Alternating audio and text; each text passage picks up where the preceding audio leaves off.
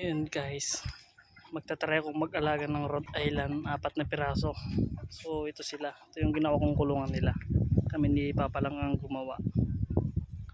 So try lang natin mag-alaga kung sakaling maparami natin. Bali, ako na bumili ng huling vaccine nila, ng Coryza. So ito na, bali may isang buwan na sa akin tong mga to. Ito may hinalo kong native na maging friend nila.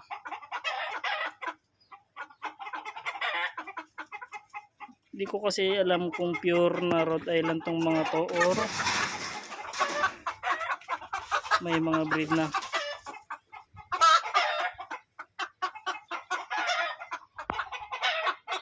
Ayan, medyo maliliit pa yung tatlo, dalawa pa lang maliit. Ito medyo malaki na. Parang binili ko ganito lang sila kaliliit.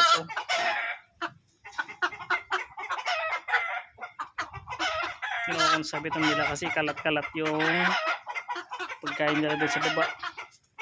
So bali may order pa ako, dito ko naman sa kabila ilalagay. Ang ilalagay ko naman dito ay black ostrich. So ayun, gumawa rin ako ng sabitan ng pagkain nila doon. Ayan o.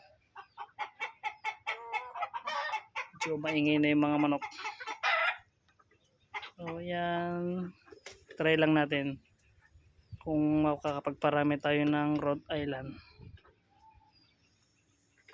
Comment na lang po kung pure ba itong mga ganito o hindi. Hindi ko kasi alam mag-identify ng pure na Rhode Island.